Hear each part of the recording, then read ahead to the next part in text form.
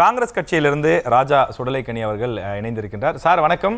இப்போ ஒவ்வொரு கட்சியும் தங்களுடைய நிலைப்பாடு என்ன அப்படிங்கிறத அறிவிச்சிட்டு இருக்காங்க. இப்போ நீங்க கூட்டணியிலே இருக்கிறீங்க, உங்களுடைய நிலைப்பாடு என்ன? இந்த பட்ஜெட்டை காங்கிரஸ் கட்சி எப்படி பார்க்கிறது? ஒரு பட்ஜெட் என்பது ஒரு அரசாங்கம் எந்த திசையில் செல்கிறது என்பதற்கான ஒரு ப்ளூ பிரிண்ட் தான் பட்ஜெட்டுங்கிறது. இன்றைக்கு தவேக அரசு தன்னுடைய முதல் பட்ஜெட்டை தாக்கல் செஞ்சிருக்காங்க. 50 ஆண்டுகளுக்கு பிறகு திராவிட கட்சிகள் அல்லாத ஒரு இயக்கம் தாக்கல் செய்த பட்ஜெட் இது. இந்த பட்ஜெட் எப்படிப்பட்டதா இருக்குன்னா, ரொம்ப சிறப்பான பட்ஜெட்டா இருக்கு. அதாவது எதிர்கட்சிகளுக்கு நிறைய விமர்சனங்கள் இருக்கலாம், இல்லாம போலாம். முதல்ல இந்த தவேக ஆட்சி ஆட்சியே பண்ண முடியாது, இவங்களுக்கு என்ன தெரியும் அப்படிங்கிற மாதிரி சொன்னாங்க. ஆனா இன்றைக்கு இந்த பட்ஜெட்டை பார்த்து இதெல்லாம் நாங்க கொண்டு வந்துட்டோம், ஒரு கட்சி நாங்க கொண்டு வந்துட்டோங்கிறாங்க, இன்னொரு கட்சி எங்களை காப்பி பேஸ்ட் பண்றாங்க அப்படிங்கிறாங்க. ஆனா இந்த பட்ஜெட் ஒரு சிறப்பான பட்ஜெட்டா இருக்கு. அதுலயும் காமராஜர் பெயர்ல ஒரு உண்டு உறைவிட பள்ளிகளை இந்த பட்ஜெட்ல அறிவிச்சிருக்காங்க. ஒரு காங்கிரஸ்காரரா இந்த பட்ஜெட்டை ரொம்ப பெருமையா நினைக்கிறேன். அது மட்டும் இல்லாமல் இந்த பட்ஜெட்ல சென்சிக்கு, அதாவது இன்றைக்கு உலகமே சென்சி நோக்கி செல்லும் பொழுது சென்சிக்கான பட்ஜெட்டா பாக்குறேன். ஏன்னா இன்றைக்கு விடுதிகள்லாம் தமிழ்நாட்டுல விடுதி மேம்பாடு அப்படிங்கிறது ரொம்ப காலத்துக்கு அப்புறம் செய்யாம இருந்துச்சு. இப்ப விடுதி மேம்பாட்டிற்காக 10,000 கோடி ரூபாய் அறிவிச்சிருக்காங்க. அது மட்டும் இல்லாமல் 32,000, அதாவது 2,32,000 11ஆம் வகுப்பு படிக்கிற மாணவர்களுக்கு சைக்கிள் போன ஆட்சியிலையும் கொடுத்தாங்க. ஆனா இப்ப ஸ்மார்ட் சைக்கிள்னு சொல்லி கொடுத்துருக்காங்க. சைக்கிளோட ஹெல்மெட் கொடுக்குறாங்க, வாட்டர் பாட்டில் வைக்கிறதுக்கான பிளேஸ் கொடுக்குறாங்க, சைக்கிள் ஸ்மார்ட் சைக்கிளா கொடுக்குறாங்க.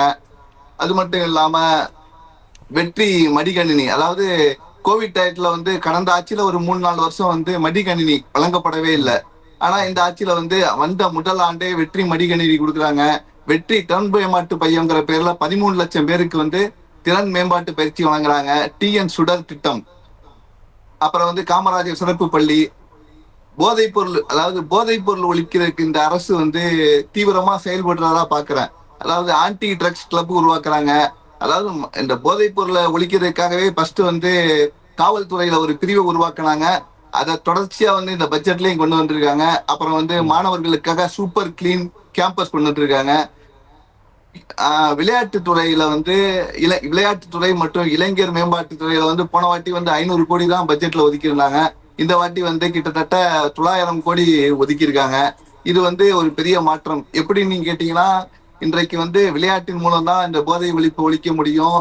அது மட்டும் இல்லாம ஒரு 500 மாணவர்களை தேர்வு செய்து அந்த மாணவர்களுக்கென்று ஒரு சிறந்த மாணவர்களை உருவாக்குறது, உலகத்தரம் வாய்ந்த போட்டியில உருவாக்குறது, ஒலிம்பிக் போட்டியில பங்கேற்க உதவி செய்யறது, இது போல செயல் திட்டங்கள்லாம் இந்த அரசு செஞ்சுக்கிட்டு இருக்கு.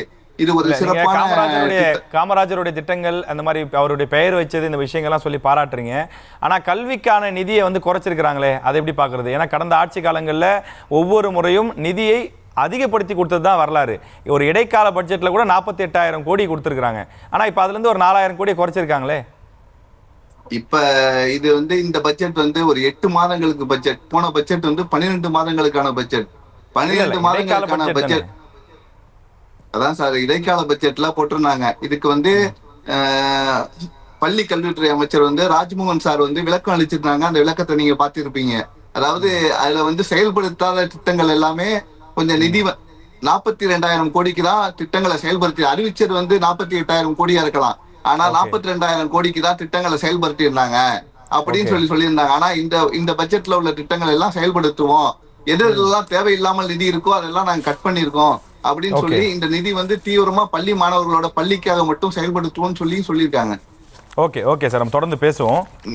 மேல என்ன சார், அதாவது தமிழ்நாட்டுல கிட்டத்தட்ட பல ஆண்டுகளா டிரான்ஸ்பரை மாத்தாமே இருக்காங்க. இந்த பட்ஜெட்ல 40,000 டிரான்ஸ்பர், அதாவது மின் மாற்றியை மாற்றுறோம் அப்படின்னு சொல்லியிருக்காங்க. மேலும் 200 துணை மின் நிலையங்களை உருவாக்குவோம்னு சொல்லியிருக்காங்க. சோ இந்த பட்ஜெட்ல உங்களுக்கு எதுவும் நெகட்டிவா எதுவும் தெரியல, முழுக்க எல்லாமே பாசிட்டிவா தான் இருக்கு. காங்கிரஸ் கட்சி இந்த பட்ஜெட்டை முழுமையாக வரவேற்கிறது, அப்படியே புரிஞ்சுக்கலாமா சார்? காங்கிரஸ் கட்சி இந்த பட்ஜெட்டை முழுமையா வரவேற்கிறது. இந்த பட்ஜெட் இளம் தலைவர்களுக்கான ஜென்சி பட்ஜெட்னு காங்கிரஸ் கட்சி பாராட்டுது. சரி, ஓகே சார், நன்றி. நம்ம தொடர்ந்து பேசுவோம்.